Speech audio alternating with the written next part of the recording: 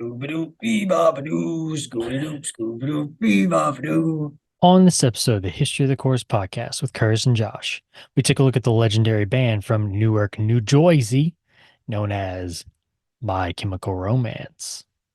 Make sure to follow us on Twitter at IsSurvivedByPro for news and latest episode postings. And make sure to subscribe to the show, leave us a 5-star review, and write us a comment on YouTube or whatever podcast service you're using. Make sure to check us out on TikTok and give us a follow at IsSurvivedByProductions. And if you'd like to see us do some live streams, leave us a comment or tweet us the keyword stream. Now, without further ado, let's start the show. The devil is in Atlanta, army surrounded.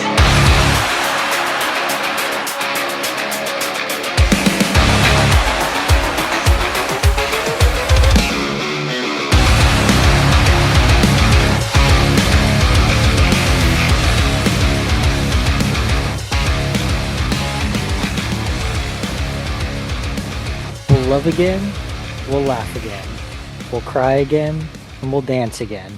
And it's better off this way, so much better off this way. I can't clean the blood off the sheets in my bed. I'll never again, and never again.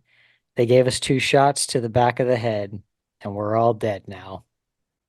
We're all dead. Welcome back to the History of the Chorus podcast. Sponsored by the Church of the Seven Track, where each and every episode we take a look at the history of a band from the core genre.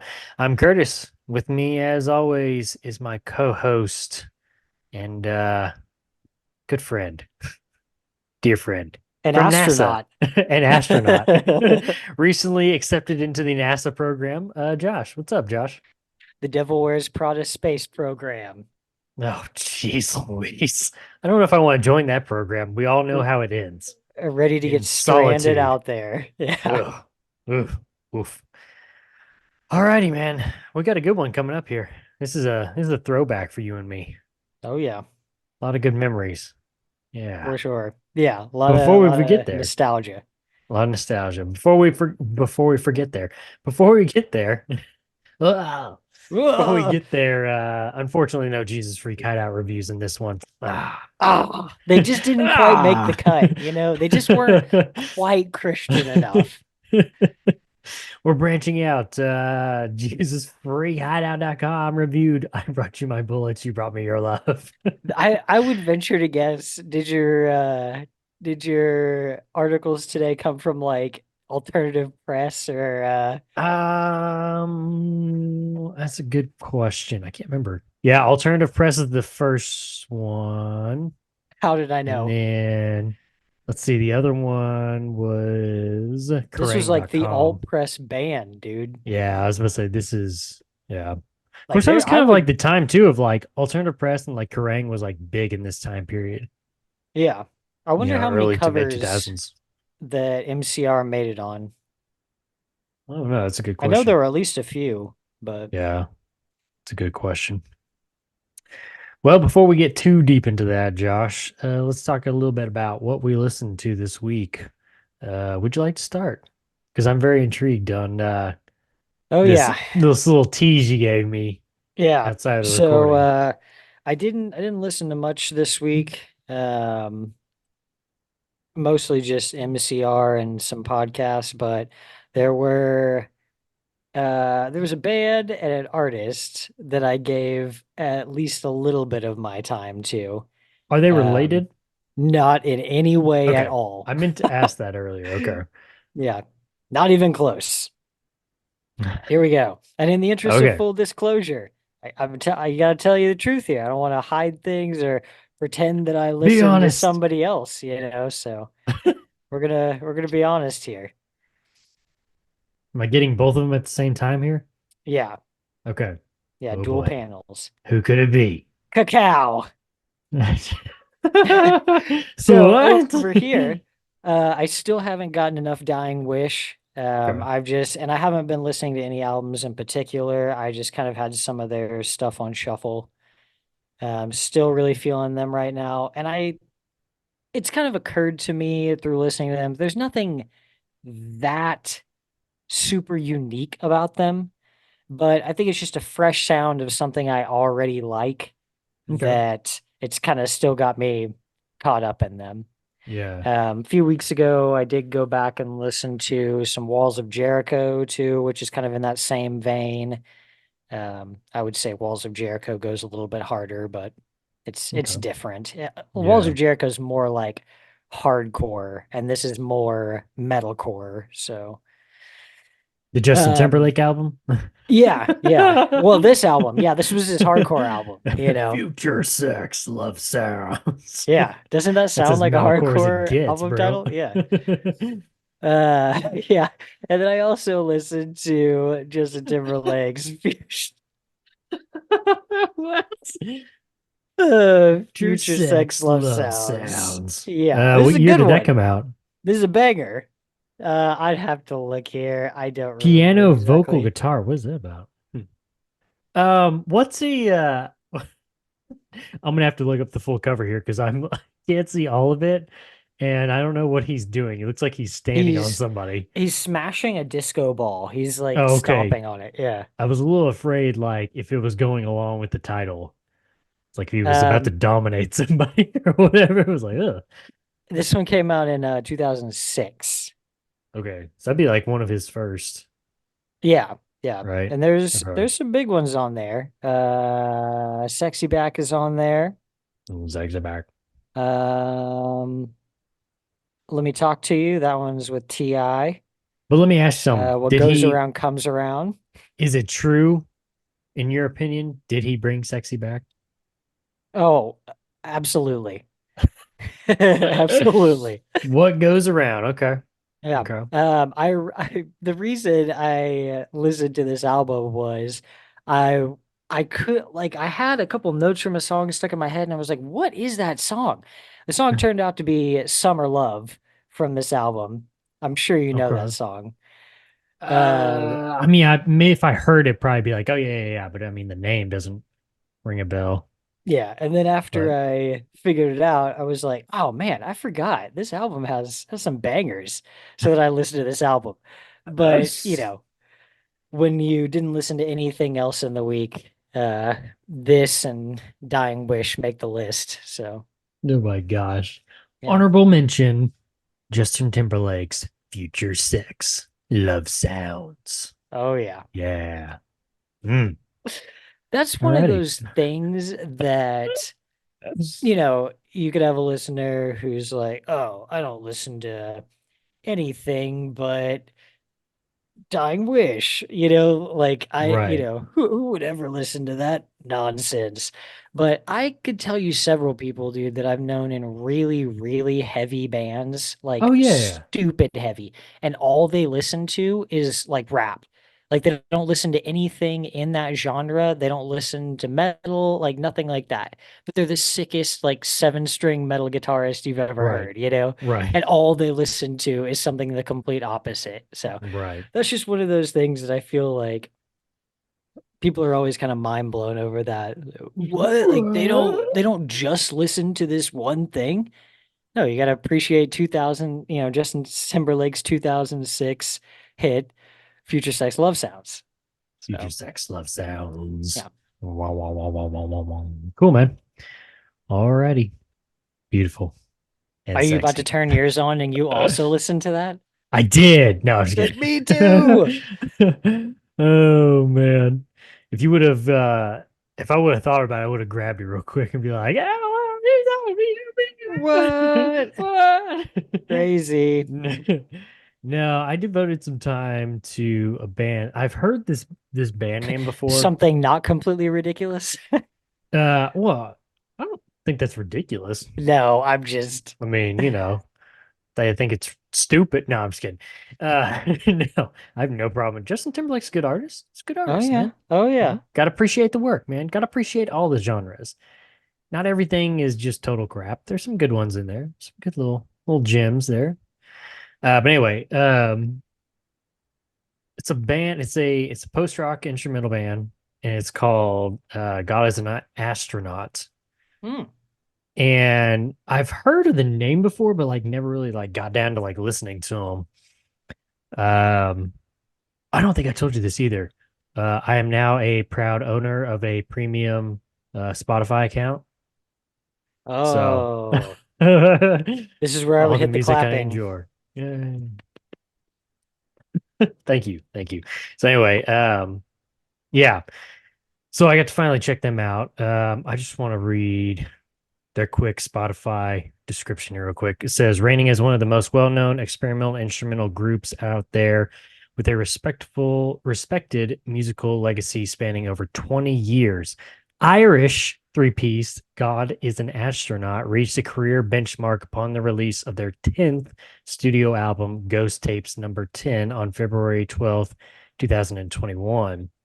In 2022, with 20 years and a strong collection of masterful, acclaimed albums. Their name, Irish post rock maestros, God as an Astronaut, came full circle with their live studio output, The Beginning of the End, recorded at Windmill Lane recording studio in Dublin, Ireland. The Beginning of the End provides a sonic snapshot of the evolution of the Irish post rock band over 2 decades, made enthrallingly and memorable with live momentum. It belongs in every well curated post rock record collection. So I've got 4 albums behind me here. The one right here, which is like it's kind of a distorted picture of the nuclear bomb test. That house, Oh yeah, yeah, that's the beginning of the end. The one right behind me is the Age of the Fifth Sun. I can't remember what this one's called. I have to look that one up. The one right here is all all is is violent, all is bright, I think. Yeah, all is bright. Yeah, so all is violent, all is bright. They're pretty good. They really make some like good like atmospheric kind of like music. So yeah, but anyway, is check this them out. dude observing the house after it was Yes, yeah, I think so. okay? Almost makes me wonder if like it was his house and like he comes back, he's like, oh, my house. What the heck? Oh man. So yeah, that Interesting. I'll have to is what check I them listen out. to. Yeah, is what I listen to. I thought you might like the Irish part at least, but so yep, that is what we listened to this Interesting. week. That is what we listened to. All right, back on schedule, Josh. Let's dive on into this thing. You want to? Oh yeah, ready to dive on in. Dive on in. Today we are starting our look at the band known as My Chemical Romance. They are in the genre of emo, post-hardcore, alternative rock, punk rock, and hard rock. Do you have any other genres to add to that, Josh, or maybe take away? No, it seems about right. Okay, that's what I was thinking too. I was like, yeah, that sounds about right. The band has also seen their discography be associated with emo pop, gothic rock, arena rock, progressive rock, screamo, and garage punk. Sound about right? Yeah. Okay. Gerard Wade, vocalist, has rejected the label of straight up emo and instead used his own phrase. Check this one out, Josh, and tell me what you think. I'm a little confused by it, but it's what else you got emo? What the heck Hmm. is that? Yeah, I don't know exactly what he means I there. don't, I don't, yeah, strange. A lot of I listened to some interviews earlier where they were just talking about like, yeah, they don't really feel like they're super definable in a lot of ways. Um, and to me, yeah, it was just always more about they were more theatrical Mhm. rather than just kind of stuck on the whole, like he was saying, like emo core kind of thing. Right. Um, to them, especially and through listening to a lot of interviews, it seems like they're just kind of portraying like Characters almost, characters yeah. and yeah, so it's not very, I don't know. That's not whenever you see them in an interview, they're not, unless you catch them right after a show, not super heavily make-upped and Right, yeah. like they're just yeah. So it's all kind of it's a performance. because they talked a little bit about going into the final album, Danger Days, and how they felt like it was kind of like a Ziggy Stardust type deal, you Right. know? Yeah. That Well, was I mean, kind you of you take that one, and then you take like the characters that they were. I mean, the way that they were dressed up for like Black Parade. I mean, they played live shows dressed up like that. During that era. Even during, I mean, like the guy right behind you for Bullets, it really just feels like they're just kind of like, hey, we're just a band, And then even that, like yeah, yeah. looking at behind me in like Three Cheers era, it almost kind of feels like you're starting to kind of get like a character out of them. And then, yeah, once you get to like Black Parade, it's like, okay, full fledged theatrical, like you were saying. But Right. And they're never it's not like I'm playing the character of Gerard right. Way. No, It's no, no, no, no. their look usually is kind of centered around whatever album that they've Right. been, pushing Working or on. touring or whatever. The Right. Black Parade era, they all had like kind of a similar look. For Mhm. Three Cheers, it was the one behind you there, and then for Danger Days, it's the full on kind of dystopian and yeah, and they just kind of lean into that. So, Right. Yeah. Vocalist Gerard Wade has stated that the band is heavily influenced by bands such as Queen, The Smashing Pumpkins, Iron Maiden, Misfits, Black Flag, At the Gates, Pantera, Van Halen, The Cure, Joy Division, Bauhaus, Susie, and the Banshees, The Smiths, Morrissey, and Thursday. This may be kind of a dumb question to ask, Josh, but when you listen to My Chemical Romance, what do you feel is kind of the driving force of the band? For me personally, it's the thing that always sticks out to me, and I mean, this may sound dumb, but it's the vocals. I feel like it really kind of lives and dies with the vocals. Sometimes I can listen to a band, it's like the guitar really stands out the most. mhm. So, what for you is a driving force of this band? um, yeah, I think you're right. Vocals for sure. I mean, you couldn't put anybody else in there No, I and don't this think carry so. on like that. It would never work. Um, But he says in the Black Parade, we'll carry on. We'll carry on. yeah, he'll carry on. Yeah, they're not going to carry Yeah. on with somebody else. Yeah. But you take over there on your right, and then on well, it's my right, but I don't know how this is facing, but Yeah, I was about to say this is no, it's your Matt, right. Yeah. Matt and Bob, you take them Mhm. both out of the equation. These are the core guys, these Right. four, Frank, um, Ray, Gerard, Mikey, and Ray. Yeah. Gerard. Um, and it never like I think they proved that that's really like all they need because Right. they pull it off with Danger Days, just the four of them and like a fill-in drummer. I would say they still haven't even like I mean, even since like they've come back, they haven't like said this is our drummer, Yeah. you know, I like think with Matt or partially too Bob, but because like yeah, they've had these poor experiences in the past and what are you going to do? You're going to put somebody else through the ringer who might just cause a bunch of right. problems with us and Yeah. so no, I think it's probably the way to do it when you get to this point, and when you prove that you can make that work, for like I said, for Danger Days, then I think it's justified. Um,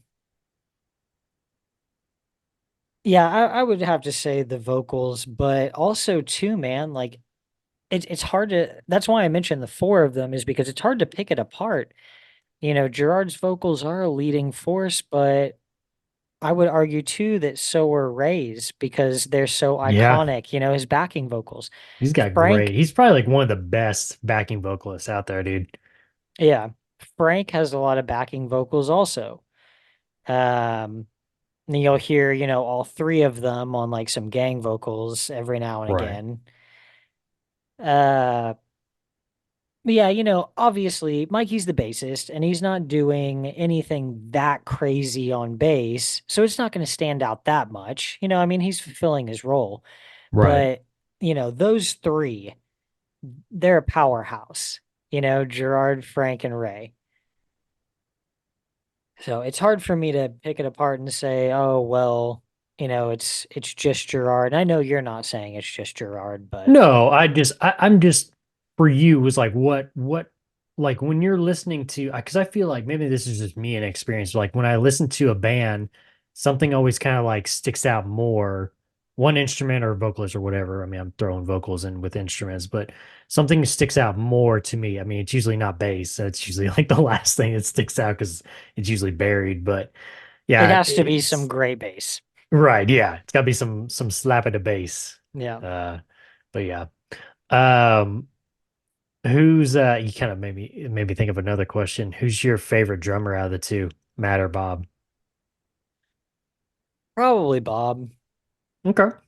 Well, I don't know They're both really because good, man. yeah, and Matt wrote the drums for Three Cheers. Like he Hmm. wrote them for Bullets and recorded it. I think he recorded He the recorded drums for for yep. Three Cheers too, yeah. Yep.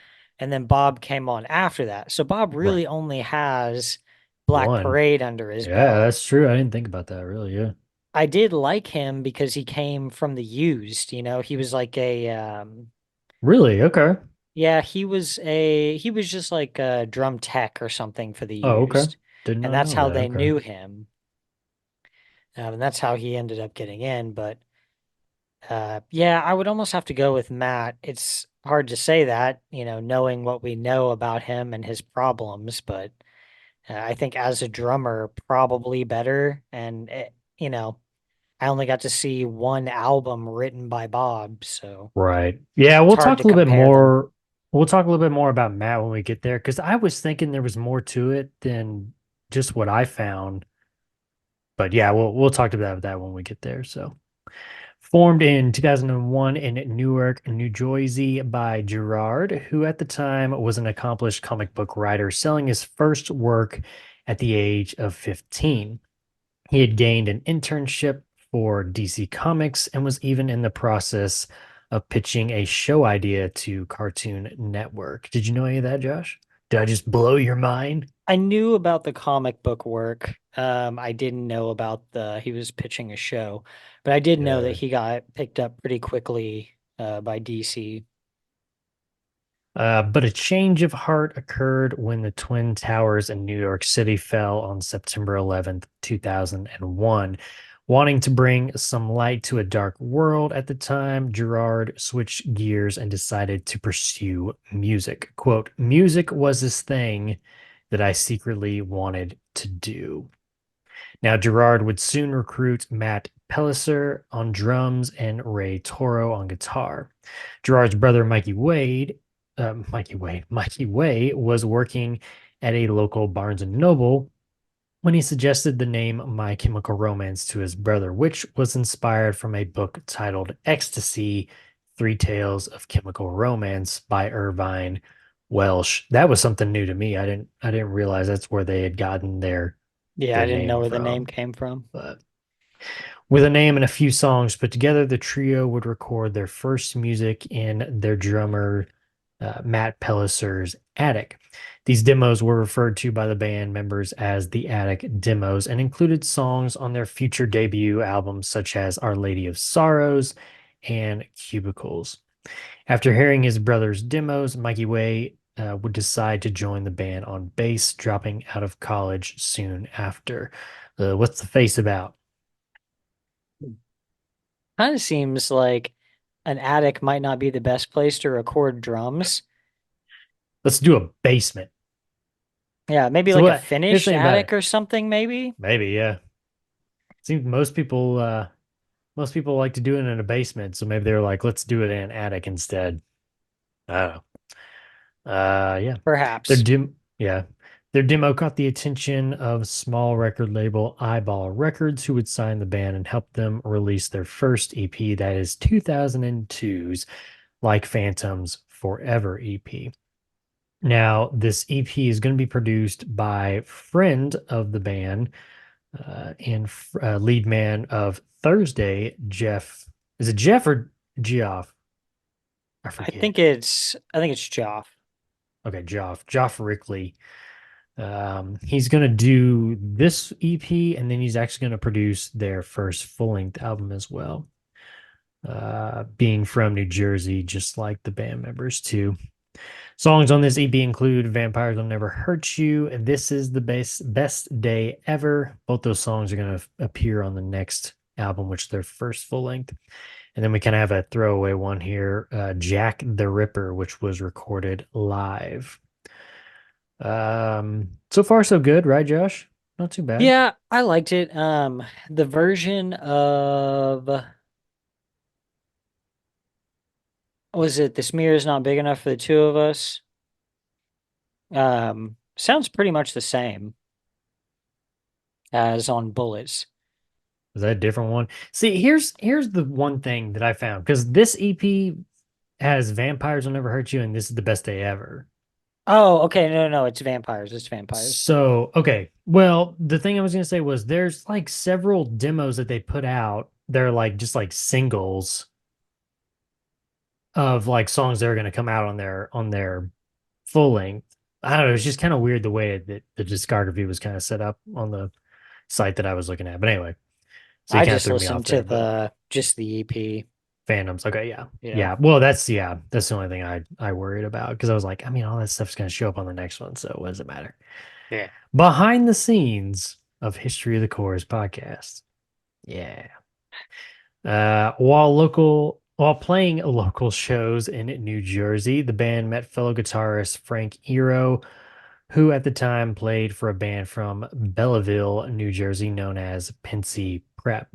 Not long after this meeting, Pensy Prep broke up, leaving Frank without a band. Enter My Chemical Romance, who extended the offer to join just days before recording began for the band's debut album, 2002's I Brought You My Bullets, and You Brought Me Your Love, from Eyeball Records, produced by Geoff Rickley. Like I said, he's from Thursday.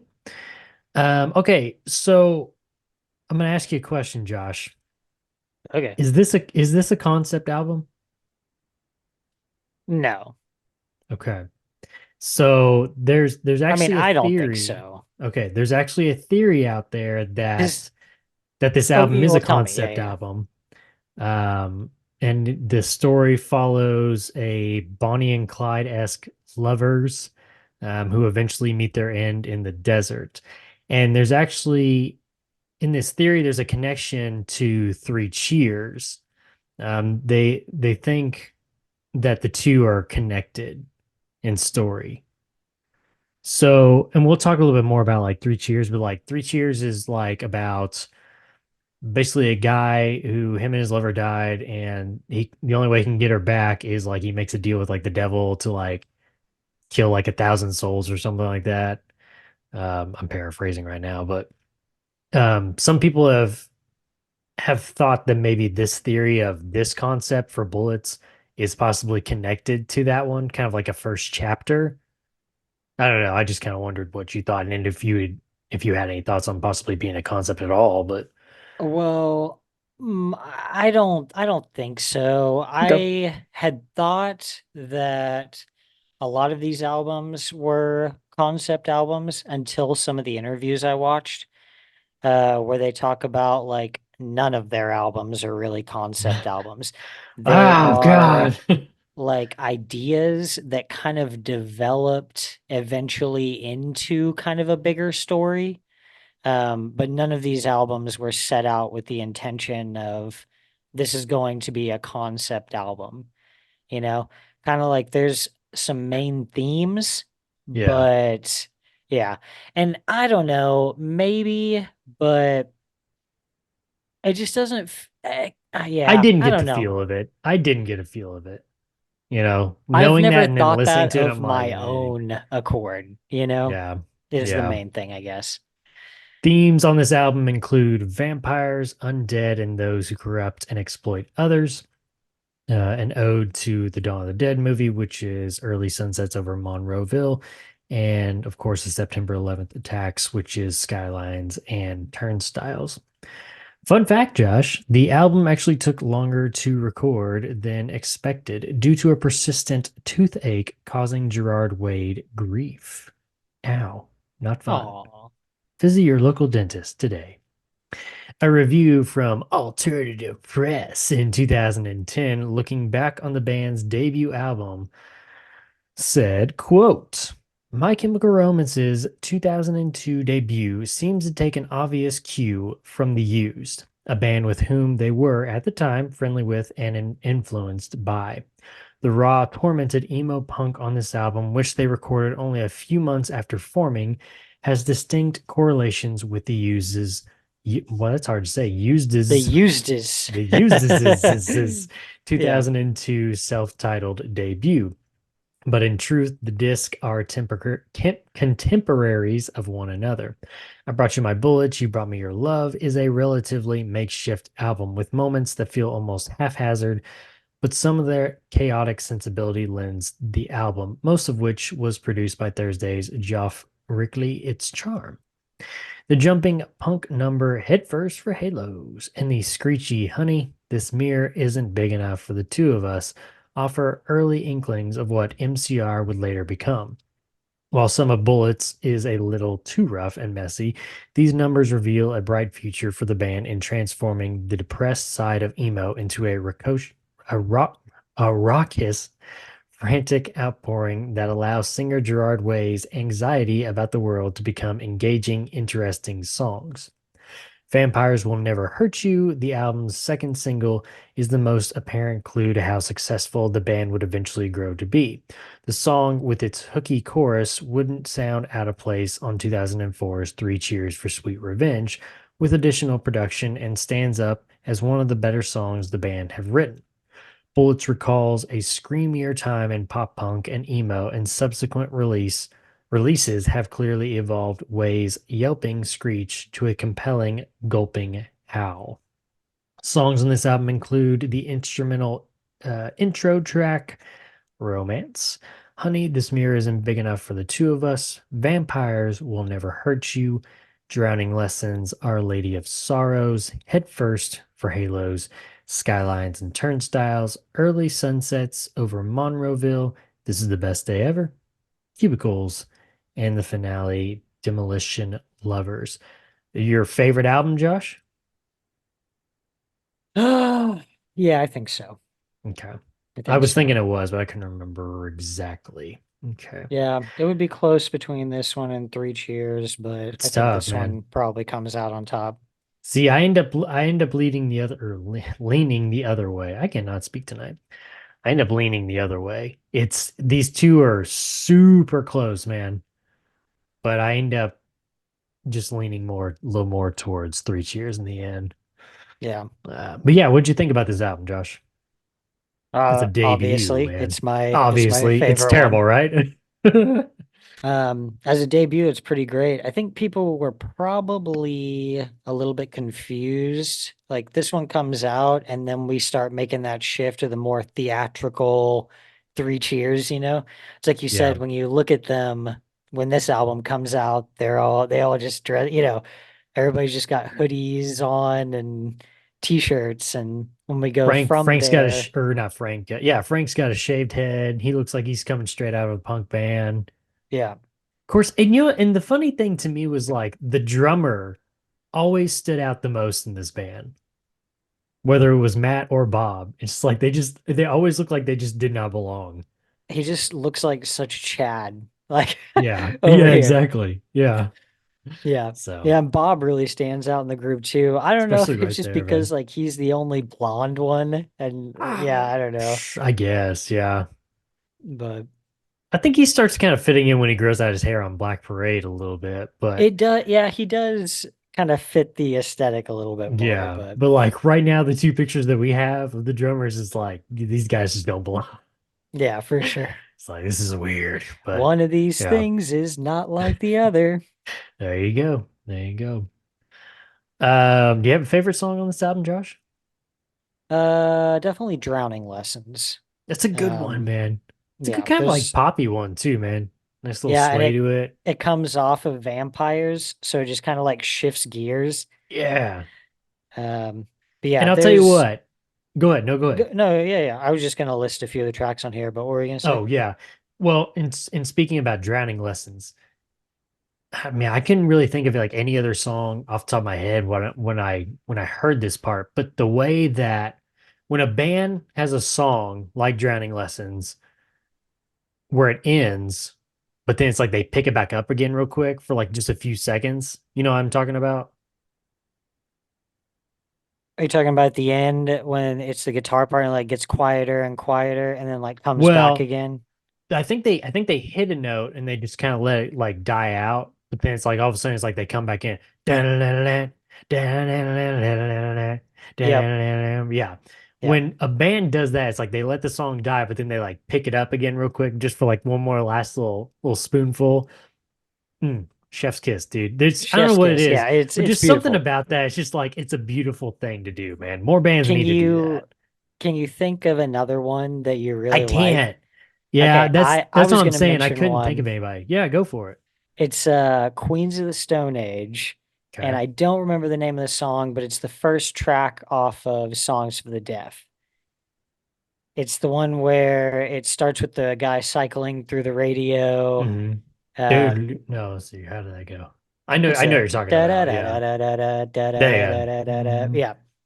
go. Um, that one like Dum. completely Oh yeah, it stops, stops and and then then it goes there's like dum, dun, dun, dun, dun, dun, dun, dun, 7 seconds of dun, silence, dun. and then Yep, like just yep. comes back in so hard. Yeah. Give me two more. Give me some more. Yep. This one's down. Give me some This one, more. give me some more. Bartender. Yeah. Honorable mention to Um, that amazing album. that's a good one. Do you know When we Dave get in Grohl the does yeah, all the oh yeah. drums on that album? Okay. Yeah, and then the dude from is it Slayer? Is the bassist or guitarist from Slayer? I can see him. No, Anthrax. Anthrax. The That guy who's sounds got more like right. the bald guy who's got like the long beard. Yeah, yeah. He's on that album too. Yeah, Did he that's do kind the of like whole a album? I think he did the whole album too, just like Oh, Dave wow. Grohl. Yeah, they've got a that's a strange history. We'll Yeah. talk about some member turnover there. But yeah. Anyway, you were going to talk about some other songs too. Go ahead, Josh. Yeah. I mean, they're all good on this one. You know, obviously I don't Yeah. push play on a My Chemical Romance album and never skip a song, but just a couple of the big ones for me. Obviously, Honey, This Mirror isn't big enough for the two of us. Vampires Will Never Hurt You and Drowning Lessons. That's a really good run. Kind of have that interlude of Our Lady of Sorrows. Head First for Halos comes back pretty hard again, also. Is it just me, or do you hear like almost like the same kind of like beats on Headfirst for Halos as you hear on like Dead? That kind of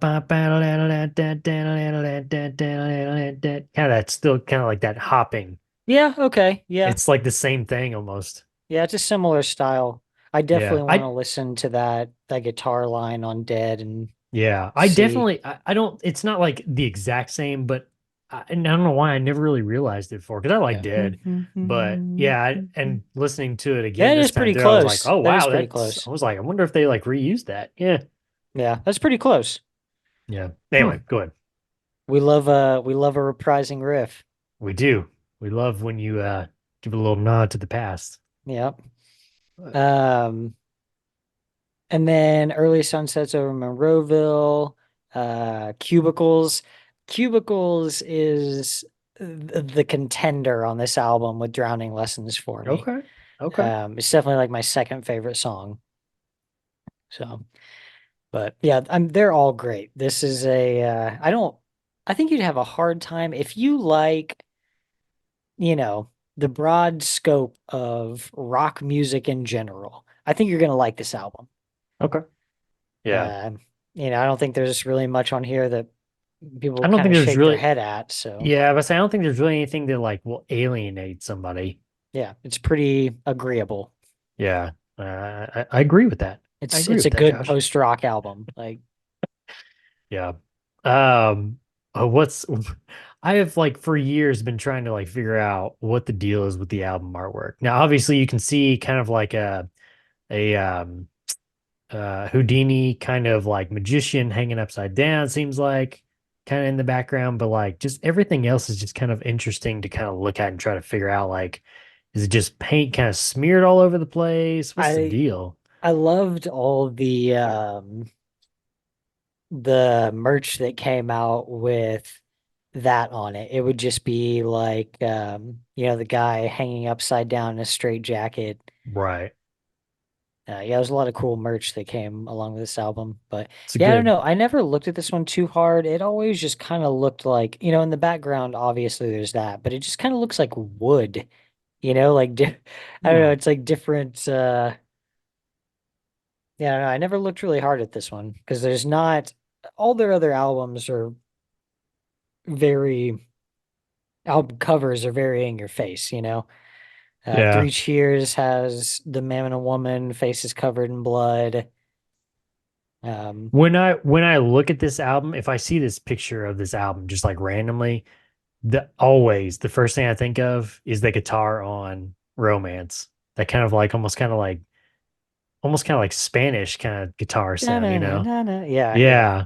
I don't know why. I was just like, I relate the two together for some reason, but yeah. Dude, Romance, one of the That's, all-time man, great intro.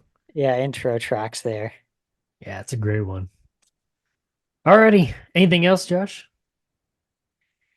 I don't think so. I honestly would say this is a great entry point. I don't usually like to say that a band's first album is their entry point. I think they usually find a broader audience, a couple in for good reason.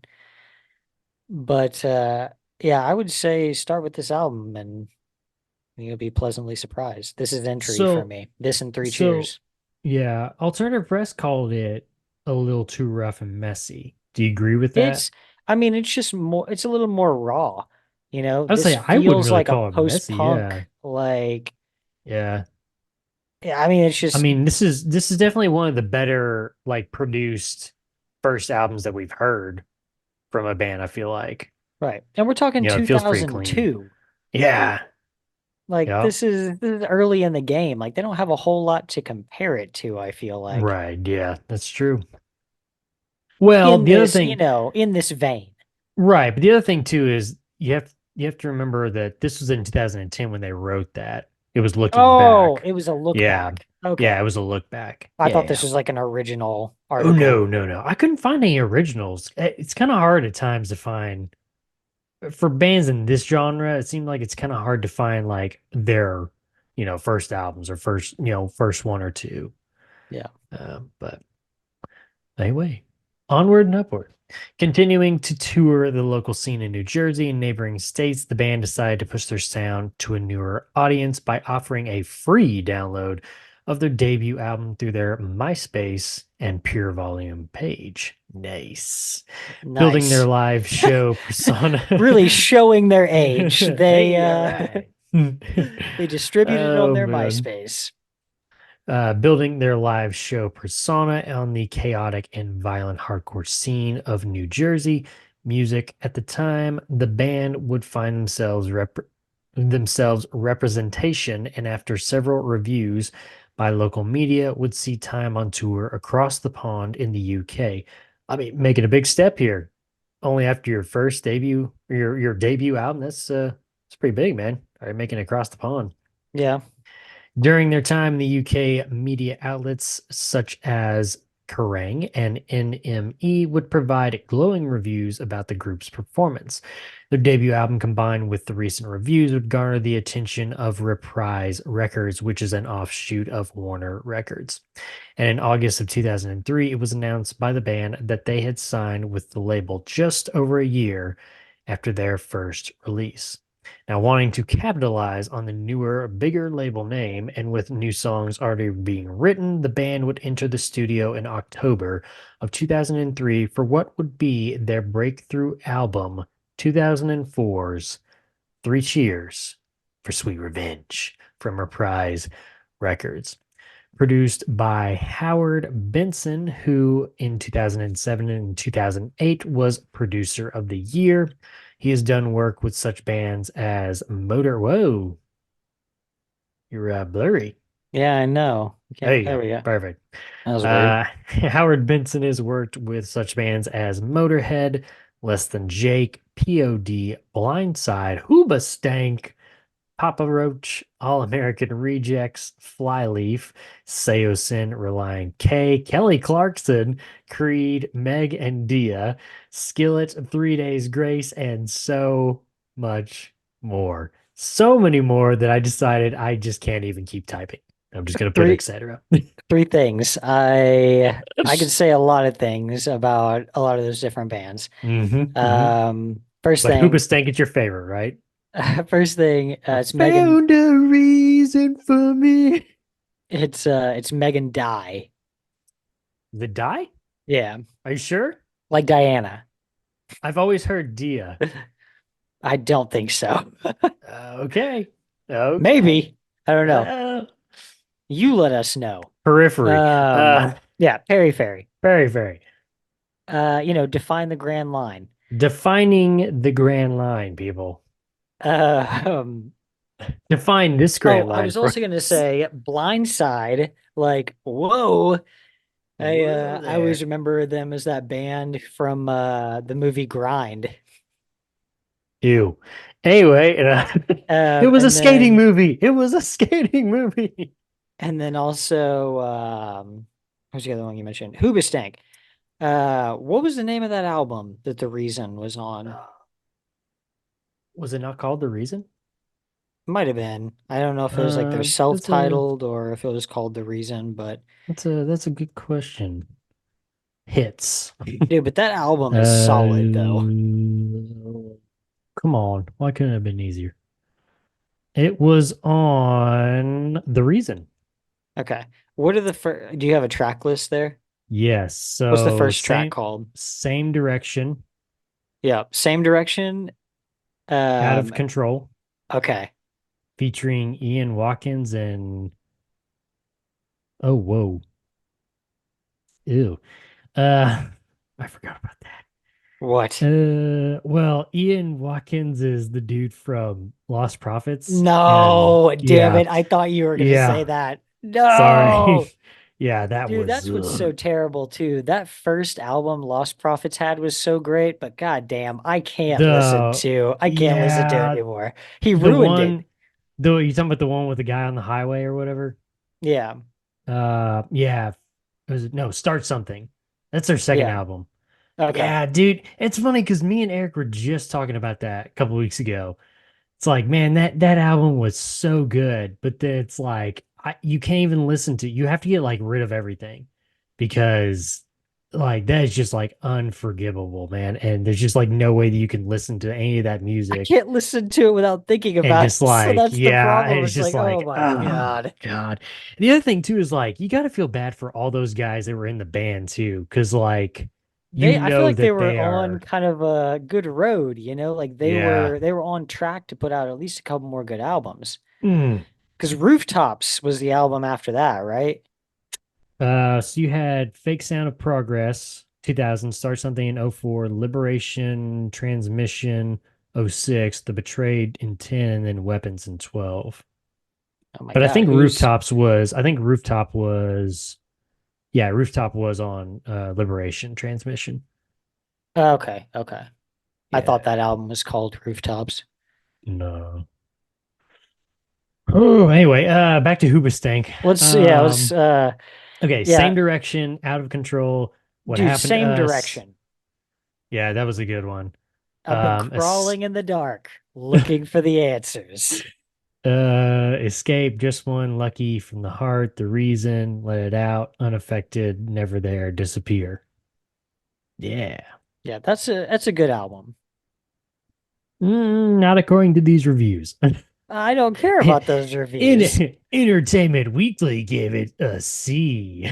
I'm reviewing the album right now. Rolling Actually, Stone I don't wanna says speak 2 to- stars. I don't want to speak to the second half of the album. I'm just gonna say that the first half of the album is pretty good. Wait a minute. Oh man, I should have looked. Oh man. No, wait a minute. Now I'm screwing up everything. Oh man. I know I can't quit. Anyway, I have to get my notes back up here real quick because now I've gotten rid of them. So where was I at here? Hoobastank. Oh yeah, you were Yeah, Hoobastank. giving me the list of everybody that producer has worked with. Very wide range of bands there, all the way from Motorhead to Kelly Clarkson to Creed to Hoobastank and Blindside. This is the final album for original drummer Matt Pelliser. This album actually went platinum less than a year, Josh, after its release. That's selling 1 million copies to earn platinum. 1 million copies less than a year, dude. That's insane. By 2017, the album had sold over 3 million copies, making it triple platinum. Topped the UK rock and metal album charts at #1 and peaked at number 28 on the US Billboard 200. Hit #3 on Kerrang Albums of the Year in 2004. And in an interview about the album's concept, Gerard Wade described the storyline by saying it was, quote, the story of a man and a woman who are separated by death in a gunfight, and he goes to hell only to realize by the devil telling him that she's still alive. The devil says he can be with her again if he brings the devil the souls of 1,000 evil men. And the man agrees to do so, and so the devil hands him a gun. That was the idea behind the concept. The record ended up being much more about loss and real life than anything, so I would say it's a good split. Now, do you hear all that on that album, Josh? Yes. Okay. Vocalist Bert McCracken from The Used and Keith Morris from Black Flag would actually contribute additional vocals on You Know What They Do to Guys Like Us, In Prison, and Hang 'Em High, respectfully. Daniel Lukes of Kerrang.com wrote in his review of the album, quote, love and death, sometimes intertwined, often pitted against each other. The two central tenets of 19th century romantic poetry and horror B-movies of the 1950s. Two backgrounds from which New Jersey rising screamo stars My Chemical Romance draw upon heavily on this highly anticipated second album. Like AFI and Alkaline Trio before them, My Chemical Romance are punks with a fascination of all things gothic. Led by charismatic Christina Ricci lookalike Gerard Wade, and named after Irvine Trainspotting Welsh's book Ecstasy, Three Tales of Chemical Romance, these black-clad upstarts have, with Three Cheers for Sweet Revenge, perhaps created the perfect antidote to all the mindless feel-good hits that will be foisted on us all summer. A loose concept album of sorts following, you guessed it, a doomed love affair with forays into the supernatural. Three Cheers for Sweet Revenge builds on the grit and heartache of their debut. Released on Thursday's Joff's Rickley's label, and is a noticeably more upbeat, polished, and uplifting album. Thankfully, though, MCR have done anything but go soft on this first major label outing, and their manic, juddering vocals, jagged guitars, and grandiose choruses are all in their place here. The Fivesome's flair for dabbling in the sonically flamboyant is also neatly indulged. Just check the jaunty mobster swagger of You Know What They Do to Guys Like Us, In Prison, or the spaghetti western intro to Hang 'Em High. Mostly, however, what we have here is screamo punk aggression of the most passionate order. Lyrically, Gerard is far from a happy bunny, but as on his band's debut, he's clearly having fun pilling on the B-movie imagery. I took a train out of New Orleans, and they shot me full of Evadrine. This is how we like to do it on the murder scene. He wails on Give 'Em Hell, Kid. And though Three Cheers for Sweet Revenge doesn't quite set MCR apart from today's screamo crop, it sits rather comfortably between releases from AFI and Avenged Sevenfold. It's nevertheless a fine, thrilling mix of sounds and ideas from a band with the potential to go deep and far. Songs on this album include Helena, Give 'Em Hell, Kid, To the End, You Know What They Do to Guys Like Us, In Prison, I'm Not Okay, I Promise, The Jet Set Life Is Gonna Kill You, Interlude, Thank you for the Venom. I just realized I missed one. How did I miss? Don't know how I missed. Go see you, bro. Ghost of You. How could I miss that one? Let me go back. Never I'm not coming okay. home, Yeah, never I know, coming right? home. I'm not okay. I promise. Ghost of You. The jet set life is gonna kill you. Interlude. Thank you for the Venom. Hang 'em high. It's not a fashion statement. It's a death wish. Cemetery Drive. And I never told you what I do for a living. And how about a little bonus track for you, Josh? Bury Me in Black, the demo version. Mm. Mm, mm, mm, mm. I gotta tell you, I don't like AFI and Avenged Sevenfold in the same sentence there. But it happened. You Yeah, gotta it accept happened. it. What do you think about their sophomore album, Josh? Did it live up to the hype? Did it do it for you? Oh yeah. Oh yeah. Oh yeah, baby. I'm looking at some of the plays on here and I'm like, man, I probably What's listened to your Hang 'em percentage? High close to 30,000 times Oh, anyway. dude, Like I dude. wore that CD out. That Holy CD cow, was in man. my car CD changer. It was in my portable CD player before that. It was always in my stereo in my room, like I listened to this album so much. Everybody was obsessed with it. Like everybody I knew was all in on this album. This is the hit album of I 2004. a lot of his promo shoots behind you there, Mhm. I cut out a picture of Gerard Way and put it over my school ID photo. I remember. Nice. That's not you, Josh. Like this was Yes, it the is. album, Nice. especially of the time. I would say this album was bigger than um Fall Out Boys from Under the Cork Tree. Like I'm Hmm. trying to think of some Hmm. other albums that were like right around that time. I think it was probably bigger than Taking Back Sundays. Is it Two Lefts and a Right? No. What about Um, it was a year earlier, but what about Sing the Sorrow? ooh. I know. Yeah, I don't know. By that time, though, I feel like Sing the Sorrow had gone a little bit more of their melodic direction. We talked about that, how they're Mm. starting to shift gears towards December Underground at that Yeah. point. It's a great album. If you had asked me if The Art of Drowning, like if Yeah, it, that's too yeah, far back. that's tough. Like that would be a tough call for me. Uh, I was actually thinking of 2004's Where You Wanna Be oh, by okay. Taking Back Sunday. That was a huge one for them. Louder Now also came out, I believe, the year after this, and that was a huge Mhm. album for them. I would say Three Cheers kind of, Kicks the butt. yeah, it definitely beats those two out. Let me see here real quick. Wanted to see who else around that time? It would have been All American Rejects' first album, would have been Good Oh, Charlotte's yeah. second. Um, yeah, there's a lot of like iconic kind of goth emo albums from that time. The Used, I believe that was when, yeah, and Love and Death came out also that same year.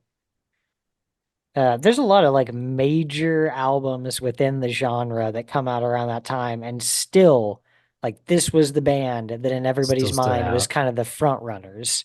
Right. These guys were leading the pack, so yeah, it definitely says a lot about the band, a lot about the album. Helena is a name. No. Uh good comment. Good comment. Yes, Expand upon it. Um, where does it sit for you in all-time favorite intro tracks to an album? it's up there. Top five?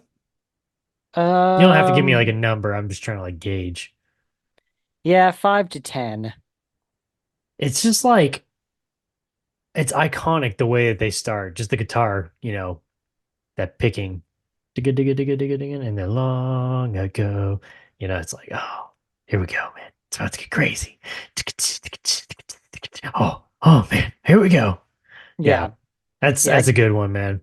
And then like It's right into that bass line, right into Give 'Em Hell. Oh, so good, there's not man. a down track here. I feel like we don't really get a little bit of like kind of a stop in the album until we get to Black Parade. And there, there's a few tracks on there. There's a couple that I feel like kind of stop the album a little bit. I don't want to say they're not good tracks in their own right, but for especially these first two albums to just be like one after another, Oh just yeah, constantly more. It's, you know, I gotta have more. but Oh, yeah, I guess maybe the only place in this one that it kind of does is maybe Ghost of You, because it goes from I'm Not Okay to what? Ghost of You, It's a little and that strange has transition always there. been an odd transition for me. Yeah. But it kind of like sets up the next part of the album. I'm Not Okay is kind of a weird track here if you're looking at this kind of in a story sense or a bigger story picture. Especially with the music video they decided to go with for I'm Not Okay. Um, so I like to look at this one Going from a high as, school to the beaches of Normandy. yeah, I like to look at this one as, kind of story wise, it goes from, what they do to guys like us in prison to The Ghost of You. Right. With I'm Not Okay kind of being a one-off track for me. Yeah. It's their anthem track for sure. Um, did you pick up on the trend also that was kind of going on at this time where bands within this genre like to do one track that's kind of a Western theme? Oh, dude, I Um, love Hang 'em High so much from though. First to Last did that also. Yeah, what was theirs? Um, Was it Pestilence? Because the music video was like, I think kind of like a desert. no, it wasn't Pestilence. Okay.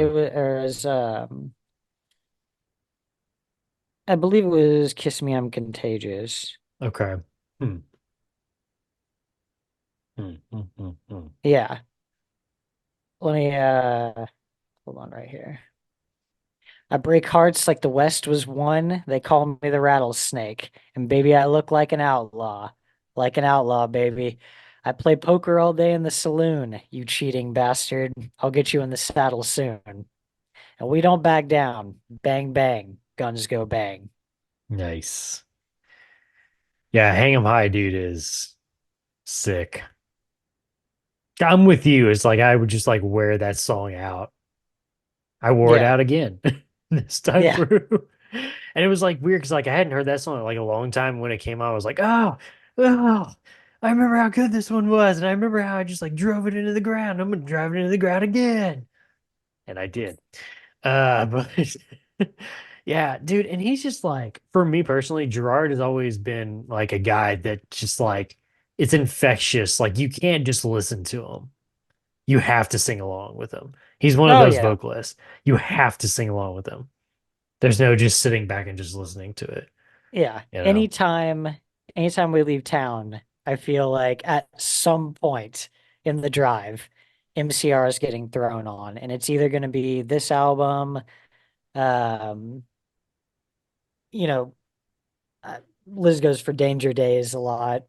That's, one that she really likes. I like that one too. But I feel like, yeah, these two albums get a lot of plays. On your Yeah, road trips. yeah. What a MCR is way one of to, those that always gets worked in there. yeah, what a way to finish the album too with I Never Told You What I Do for a Living. I don't know, there's something, man, there's something about that song. I can never like really like pinpoint what it is. It just like it's just a terrific finisher. Yeah. And Yeah. it holds true with like, the story of the album. Right. I did want to clarify a little bit from what I'd said earlier about like none of these being concept albums. A lot of the stuff they said was that they didn't start out that way. That Right. like they went into it and wrote songs and then thought it would be cool to add this element to it. And then that kind of developed into something else. But they just never wanted to restrict themselves within the writing by saying, this is the story, and now we have to make everything fit this. Right. You know, but that's the go ahead. No, go I ahead, was go going to ahead. say they're more just organic ideas that developed even multiple tracks into the album where an Right. idea starts to blossom, and then we say, oh, well, here's some kind of cool things we could do with that. But they just never tried to, get stuck inside the shell of this is what we want the story to be, and we can't do anything else, Yeah. That's why I don't like, it's like, don't be like, this is it. This is what it is. This is what the story is. Because like you got to keep it loose, right? Oh, bless you. Stuffed up. Ugh. Keep it loose, man. Keep it loose, Because it's like Keep to it me loose. that Keep it thing is loose. like when you just like keep it loose and you like leave some like not really like doubt, but just like kind of like the door kind of cracked open a little bit, it engages your fans. I mean, as a Yeah. person like as a fan like me, it's like it makes me want to like dive more into it and like listen to the song more and like really dive into the lyrics more rather than just here's the story and then I'm like okay and then just like listen to it like all right what's next it's more of an engaging experience like that. But Yeah. or you can again you could be like Shane Toll and say this is a concept album but it's really not a concept album because it's just like a individual songs but it's a concept album but it's not a concept album. But it's not, though. But it is. It is, but it's Anyway. not, though. This is a concept podcast, but it's not. Shane Toll, please come on and clarify what you meant. Explain yourself. Yeah. We'd love to have you. We would love to have you, sir. We've got a seat just for you. It's a great album, man. It's definitely, I mean, you already talked about it, how it left a mark on your life. Oh, for sure. He changed his identity to Gerard Wade in school. Yeah. That's how much of a impact it was. Yeah, this is definitely one. I think you had given me a burnt copy of this CD. And I think I remember like playing it so bad that some of the songs were like skipping a lot. Yeah. It's like, all right, yep. But It yeah, just turns this into a is remix, Yeah, exactly. Never coming home, never coming home, never coming home, never coming. Oh man. I know it I seems still like we're laugh. never coming back. I know it Yeah. feels like we're never coming back. Not coming back. I coming back. I still laugh thinking about sending that to you the other day. Oh man. What? Yeah. Anyway, when you asked if I was gonna be at the house, and I Oh, said, and I yeah. was at work, and I Never said, coming "Never home." coming home, never coming home, never coming home, never coming home." Anyway, yeah, this one. When I think of My Chemical Romance, this is always the first album that pops in my mind. I think of the album artwork. Obviously, songs start running through my head. Yeah, this is the one that left the mark on me the most. So, yeah, 3 cheers, hip hip, hooray! Cheers. Alrighty, in speaking about the legacy that 3 Cheers has left, Rock Sound described the album as, quote, an era-defining release, striking a nerve both musically and emotionally with millions around the world. Oh, not just millions, Curtis. 427 million people Nice. on I'm Not Okay. What's yeah, their those are pretty go high ahead. numbers. What's their monthly listeners? 16 million, 16.5 million. Nice. So Still got a still ways to holding go pretty on strong. Taylor Swift, but we're working on it. Yeah. We're working on it. I did I flipped over to see how many listens she had on some of her top songs. She did finally break into the billions. Ugh. Yeah. That hurts. That was a tough one to Oh see. well. But That's a 3 shame. Cheers, which is an older album, and you would assume a lot more people would have, listened to it on CD. A lot of those listens would have been CD rather Yeah. than on Spotify. They still have more listens than a lot of the highest like Spirit Box songs. I feel like that's a Right. go-to for us on a popularity level. That's a good gauge. They're a new band, but they still have that many listens. So I like to use T Swift and Spirit Box as my barometers for number of listens. It's a good combo. Yeah. In 2014, Spin Magazine placed Three Cheers for Sweet Revenge at number 260 on their 300 best albums of the past 30 years. That's 1985 through 2014. While It in made number 2000, it made number 260. 260 in that That's 30 sad. years. That's Yeah. sad. Do you have At least the they made list? the 300 though. I don't know. I was like, I want to see what Um, garbage they put at number one. I bet you, I would bet you some money. It's probably like a U2 album. I'm guessing U2. While in 2016, I might be Rolling sick. Stone, Rolling Stone, but they named an album after you, Josh, The Joshua Tree. Rolling Stone. Oh my gosh. Trim that. That's a sound clip right there. Rolling Stone declared Three Cheers for Sweet Revenge the 10th greatest emo album out of 40, saying that, quote, Three Cheers wasn't just a concept record, it was a concept sequel. Whoa, what? Huh? Expanding the small screen story of 2002's I Brought You My Bullets, You Brought Me Your Love into a big budget production, complete with ruminations of on life and death, Elena, biting kiss offs, I'm Not Okay, and a series of dramatic music videos that made them MTV darlings. Yes, they did. Yes, they did. Matt Pelliser on drums was asked to leave the band by the group's manager, being replaced by Bob Bryan temporarily just a month after their sophomore release. Now, he is featured in the I'm Not Okay, I Promise music video. There's actually two different versions. They made one with him on drums and they made one with Bob on drums. Now, so what do you know about his release from the band? It was drugs. Okay, I see. I thought it was alcohol. Let's just say drugs and alcohol, and we'll Okay, cover the whole demons, span there. demons. He But had it's like, some demons. but I looked, yeah, and I looked it up online, but it's like I couldn't find anything. I was like, man, I could have swore that he had some stuff that was Yeah, like keeping him from like performing well. there was an interview or something where they talked about it, but yeah, it was definitely drugs or alcohol. Okay. Okay. Yeah. Cool. Well, not cool for him, but anyway, the band would be invited to tour on the Taste of Chaos tour at the beginning of 2005 with The Used and Killswitch Engaged. They also toured as the opener for Green Day on their American Idiot tour. Nice. Nice. Nice. That summer would feature the band co-headlining Van's Warped Tour with Fall Out Boy and later co-headlining a tour with Alkaline Trio.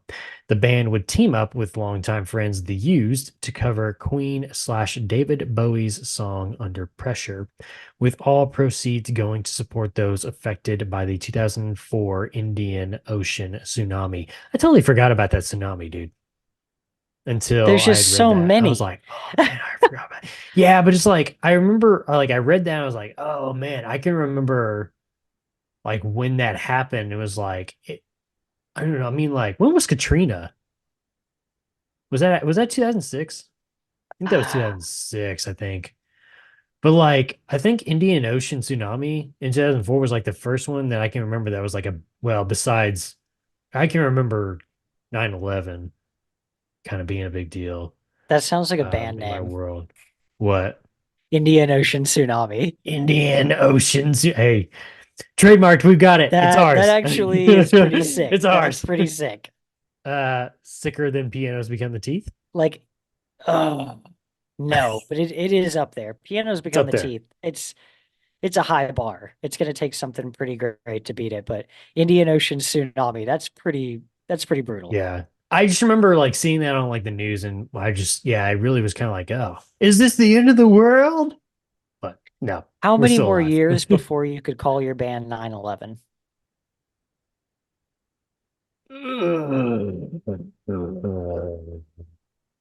I'm kind of surprised that I haven't heard of like some small like punk or hardcore band. Maybe there's a Wouldn't song or surprise me though. something, but yeah, I don't know. Kind of seems like somebody would have done that. Yeah, at least like for like a beginning name, and then like you change it once you hit big time or something, or you get like a bigger label, and they're like, "Hey, can you change your name?" Tonight at the Vanguard, 9/11. 9/11, Katrina, and then the headliner, Indian Ocean Indian Ocean Tsunami. Tsunami. I do What not kind mean to of make light of any of these things. I just the way you were referring to them, it sounded like the way we spit off like band names and stuff, you know? right? And you're like, yeah, but was that before Indian Ocean Tsunami's first album? Or yeah, it was just like the way you listed them together, it I sounded remember like the way we seeing rattle off like band names, you know? right. I remember seeing Indian Ocean Tsunami with Katrina, and the uh the opener was Gulf War, Oh and my that was pretty God. sick, man. Oh my God. That was a pretty sick show. But no, anyway, Uh, let's move on. why did Uh, natural disasters, terrorist attacks, and wars have such great band names? why has nobody thought of these before? Why has nobody touched these? Like we hit a gold Well, mine, dude. okay, I guess it's not exactly on, it's not too close to the mark, but it's close enough. You've got Agent Orange. Ooh, yeah. Yeah, and I feel like, yeah, that's pretty close to calling your band Vietnam. Hey, that's a Like, good name. Vietnam. No, anyway. 1 year after the release of Under Pressure cover, MCR would release their first CD/DVD album entitled Life on the Murder Scene. This 3 disc set included several live sets, including MTV2 $2 Bill, Starland Ballroom, a session at AOL. Ah, AOL CDs. Nice frisbees. oh God, yeah. I was gonna ask you, remember like getting those in the mail and be like, all right, free frisbee, and just like throw it around the house until you just Woo! like Yeah. destroy it. Along with several demos and unreleased tracks on the CD and 2 DVDs, one being a full documentary of the band up to that point in their history, and the other being live performances and music videos. There was also an unauthorized documentary made about the band a few months after Life on the Murder Scene, which did not include the band members, but instead gave time to those who knew the band members at the time and in the past, entitled Things That Make You Go, mm. Yeah. Okay. So more kind of like people, maybe like family members and friends growing up in high school or whatever, just kind of talking about their upbringing and what they were like younger, and maybe when they're starting to make music and such. So, but yeah, that's all that I have for this episode, Josh. You got anything else to say about the first half of their discography here? Nope. Would you say that your favorite music videos are from this era or like post this? So it would be in this era, it would be Vampires Will Never Hurt You, Helena, I'm Not Okay, and Ghost of You. There was another. Well, wasn't there another one too on Bullets? I thought there was two on Bullets. Was there I think another I one? think there's two, but I can't remember what the song is. Hmm. In like the playlist, because I usually just throw up like a playlist of music videos by the band that we're talking Yeah. about while we do this. And they only had one on there from, yeah, it was Vampires. I do think you're right, though. There is a video because I feel like I had a DVD with both of those on there. Yeah. There is a video for I brought you my um Is this it mirror Honey? isn't no, Yeah. this mirror Okay. isn't big enough for the two of us. Yeah, Honey, this mirror isn't is it Yeah, big yeah, big enough for yeah, it to, yeah, that's what I'm yeah. saying. Yeah. And then in the second half, it would be um Welcome to the or What? Dead. Yeah, what? Yeah. What? Is it Dead? There's a music video for Dead? I thought there was only two music videos. No, there's Teenagers, Famous Last Words, and Welcome to the Black Parade. Okay, yeah. So Teenagers, Welcome to the Black Parade, I Don't Love You, and Oh yeah, I Famous forgot that Last one. Words. Okay, yeah. And then also, because like it's in the second half, you've got Desolation Row in there. You've got Na Na Na and Sing, Mhm. and then also the You're kids not from saying it. yesterday. You're not saying it right. It's na na na na na na na na na na. There's only three Nas Yeah, but there's like in the nine altogether in parentheses the or whatever. parentheses. Yeah. Yeah. Yeah. Yeah. I would have to go with the first half. Um, again, just kind of like where we were in our point in the music from that, and just like that era just like stuck the most with me. They have good music videos all around. I don't really know if there's like one that I'm just like, oh, garbage. Um, I mean, I'm just gonna go and tell you right now, I'm not a fan. I'm really not a fan of Teenagers. I feel like that's kind of a throwaway track It kind of, on yeah, I don't Black really care Parade. for it. It kind of sucks. Um, I almost feel that's like kind of like the equivalent to like I'm Not Okay, and I like I'm Not Okay, but it's just kind of like it's that song that's kind of like what's it doing here, you know? Especially like in the middle of the other two tracks that it is. It's in between Sleep and Disenchanted, which I feel like are both kind of serious songs. Yeah, it's kind of like And then we where'd have this one this come like from? jokey song in the middle there. Yeah, it is kind of weird. Yeah, But but yeah, what I do you would think stick more about with first what do you half. think But about the anyway, go. videos though from Danger Days? How do you feel about those? I haven't. I've only seen like I think maybe one. Was it Na Na Na Na? You said had one. I think it was that Yeah, one. See, I'm not really super familiar with that album. okay. There are a Um, lot of great tracks on that album, I will say. yeah.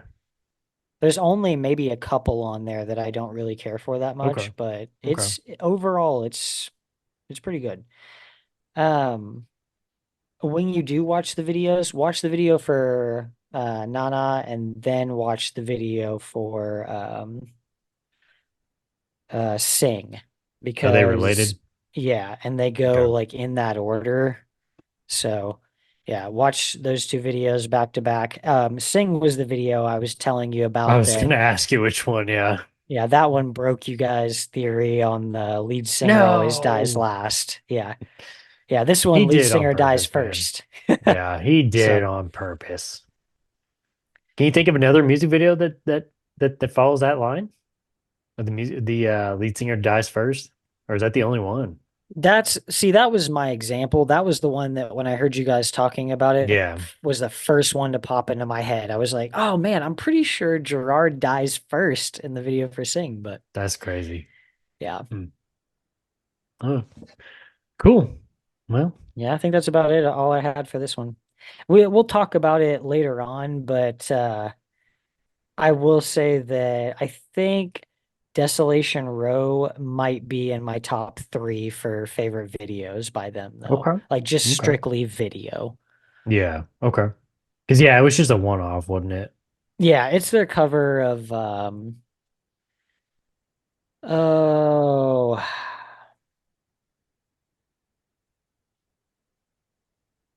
oh God. He's on the spot. You know who I'm talking about. Oh, I ain't gonna work on Maggie's farm no more. Rage Against the Machine. Not no, they were covering that song. They were I covering know, that song. I know. Yeah, I can't remember who does the original Oh of my that. God. I can't remember who does the original of that one. We should know this. He Is had the it crazy Johnny Cash? hair. No, No, Bob Dylan.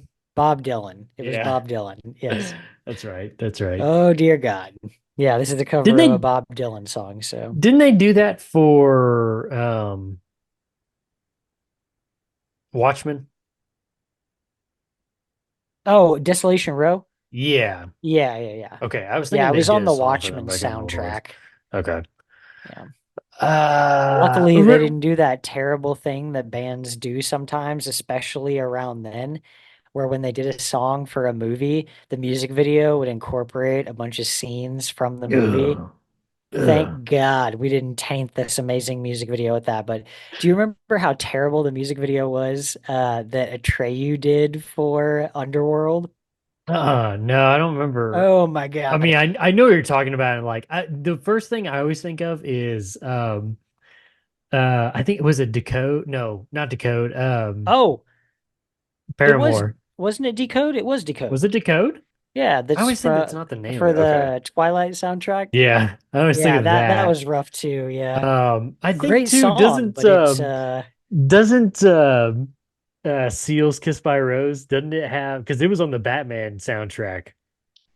I don't know, Didn't remember if the music video had scenes Yeah, from I was wondering Batman. if the scene, okay. Yeah, I do remember the Wow. Batman Forever soundtrack was wall to wall Seal though. Okay, let me ask you real quick before we get out of here. Just a quick yes or no answer, because maybe we'll talk about it more in the next episode. Obviously they're quote unquote back right now. Um, Cash grab or no cash grab? I don't think cash grab for them. Okay. Okay. I That's don't probably a new really. segment for us. Yeah, Thanks a cash lot, grab or no Maylene. cash grab. Yeah, for sure. No, that'd be a fun one. Okay. Especially Yeah. with a lot of these bands like going back, and doing Yeah. We're in stuff. that age now, yeah. Or a lot Yeah. of bands are like coming back. So okay, cool. Yeah, we'll talk more about like what they're up to now and everything in this next episode as we close it out. All I right, here we go. Nope, go ahead. before we went, I Yeah, go for wanted it. to give you the name of that Atreyu song I was talking about. Man, I feel like I can. What album was it? Or no, I it was want to just a standalone, wasn't it? say Was it actually on an album or was it just a standalone soundtrack I kind of think it was on hold on. on an actual album? Yeah. Okay, no, maybe not. It was the Her song was Portrait in Black. her portrait in black, and I don't remember that being on an album. Um, No, it definitely wasn't. are you sure? Yeah, because I know their first three like really well, and it wouldn't have been later than Okay. that. Yeah, no, you're right. Because everything I'm seeing is on Yeah, it was soundtrack so too. bad. It shifts The back and Kate forth Beckinsale between soundtrack. Yeah, it shifts back and forth between the band and scenes from Underworld 2, and it is like the corniest thing. Is it corny or is it just flat out lazy? Well, I don't know what the parameters are on that. Like I have a hard time believing that Paramore gave the okay that they were super stoked to be throwing in a bunch of clips from Twilight in their video. I don't know how much control you have over something like that True. when, in Paramore's case, I don't know because that was a track on their actual album. But that might have been something they It decided was? to Whoa, are you use sure? after the fact. I don't think it was. Was it not on I don't think that was see, and that's where I'm like, I think we've got the wrong song, dude. The song name, I'd say. No, it was Decode. Okay, but I really don't. yeah, I didn't it's think that Decode, but it's Decode was not on. on. Yeah, I don't Yeah, think it's it's on a on. soundtrack. Okay, yeah, it's the soundtrack. Twilight original motion picture soundtrack. Oh Okay, wait, so wait, yeah, wait. It when says. you Wait, no, hold on a second. Wait a minute. Hold that thought. Okay, no, never mind. It's so technically it's on Brand New Eyes in the international edition. So it'll be like a no. bonus track, I guess. So yeah, that doesn't count. And that was But way anyway, later too, dude. Like Brand New Eyes came out in 2009. Like Decode was, well, I guess 2008. 2008. Uh, But yeah, yeah. it definitely wasn't because they kind of got like a different look too around like Brand New Eyes time. I feel like they were kind of changing their style a little bit. Yeah. And it like them in the video for Decode definitely feels like their other stuff. Like they look more like they do off of Riot and All We Know Is Falling. The question though is, were they still together at that point? Right. Hmm. I don't know. I mean, I know they weren't by the time that She's they not- she's started not giving him, writing like- Brand New Eyes. Right. She's not giving him like fire eyes or anything like that, like she does in Ignorance. Not like an ignorance. Yeah, that's uncomfortable. Oh God, it's uncomfortable. But yeah, like And I we're was in a saying, small I don't space. know.